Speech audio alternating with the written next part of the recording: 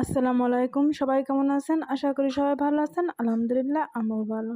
আজ ভিডিওটি শুরু করলাম সকাল থেকে। এই পাপোশটা দেখতেছেন, এইটা আমার নিজের হাতে বানানো।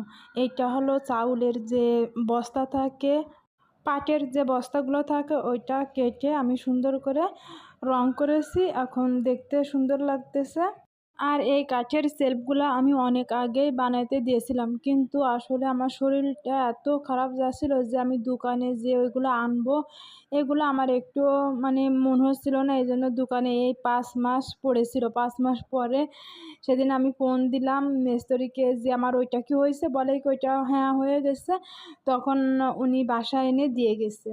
এখানে 5টা ছিল, ওইগুলা ওয়ালে ড্রিল করে সুন্দর করে লাগাইলে ভিতরে শোপিস রাখলে দেখতে সুন্দর লাগবে। কিন্তু এখন আমার ওরকমই মন মানসিকতা নাই যে ওইটা একটা মিস্ত্রি এনে আমি ড্রিল করে এখন লাগাবো।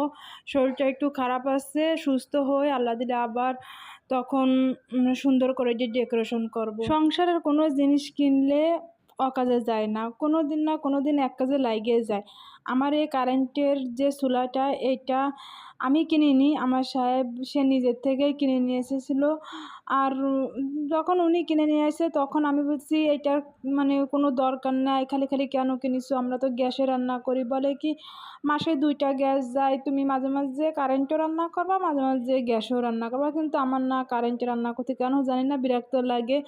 আসলে গ্যাসে রান্না করতে করতে অভ্যস্ত হয়ে গেছে, তো এই জন্য আমার কারেন্টে রান্না করতে একটু বিরক্ত বোধ মনে হচ্ছে। আসলে আমার রান্নাঘরে এরকম জায়গাও নাই যে চুলাটা রাখবো, যে যখন ইচ্ছে হবে তখন রান্না করব।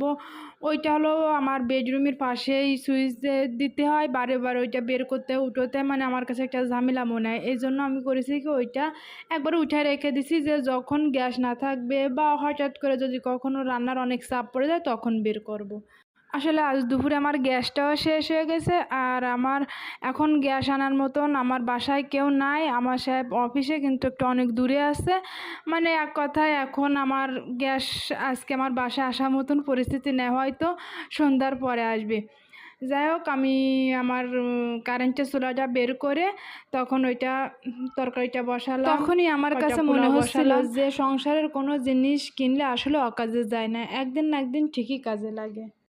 আমি কিছু কিছু কারেন্টের চুলা দেখেছি যে যে কোনো ধরনের হাঁড়ি পাতিল ব্যবহার করা যায়, কিন্তু আমার চুলাটা একটু অন্যরকম, যে ওর জন্য সব কিছু আলাদা আলাদা কিনতে হয়, ফ্রাই প্যান থেকে কড়াই সব কিছু, আর ওইগুলা এত দাম।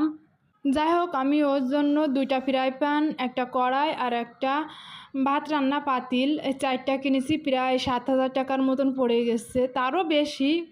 সকালবেলায় গ্যাস ছিল না, এই জন্য কোনো রকমে এক ভাগেরই রান্না করেছি, আর ভাত রান্না করেছি, ওইটা সকাল আর দুপুর খেয়েছি। এখন সন্ধ্যা হয়ে গেছে।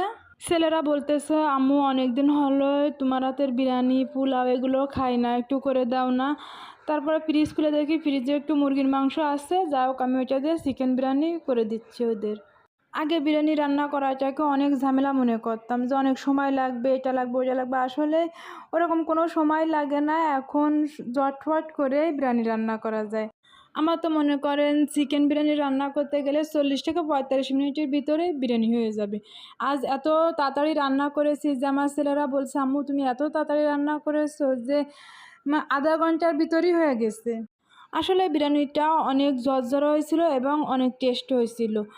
আমার ছেলেরা খেয়ে তো অনেক ভালো বলে, আর অন্যরা ভালো না বললেও হবে, আমার ছেলেরা ভালো বললেই এইটাই যথেষ্ট। যাদের জন্য করি তারাই যদি ভালো বলে আমার আর লাগে না। আমার ছেলে বা আমার ফ্যামিলির সবাই আমার হাতের খাবার অনেক মজা করে খায়। আমার হাতের খাবার নাকি ওদের কাছে অনেক টেস্ট লাগে।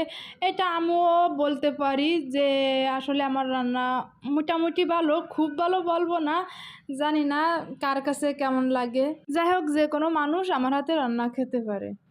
এই যে আমার ছোট ছেলেটা খাওয়া দাওয়ার দিকে যে এত পটু, আসলে আমার 2টা ছেলে 2 রকম। বড় ছেলেটা তো খায় না, আর ছোট ছেলেটা খাওয়ার দিকে অনেক আগ্রহ, তার খাওয়াটাই খুব পছন্দ। আসলে এভাবে বলা ঠিক হলো কি না জানি না, কেননা বাচ্চা কাচ্চা এমনি খাইতে চায় না। আলহামদুলিল্লাহ আমার ছোট ছেলেটা খাওয়ার দিকে আমাকে কোনো বিরক্ত করে না। সে নিজে হাতে একেবারে 6 মাস বয়সের থেকে ও নিজের হাতেই খায়, ও অন্যের হাতে খাবার পছন্দ করে না। কিন্তু আমার বড় ছেলে এই 10 বছর বয়স, এখনও আমার গালে তুলে খাওয়ানো লাগে। যাই হোক, অনেকদিন পরে সন্ধ্যার সময় একটু বেরোলাম। আজকে এসেছি কেএফসিতে।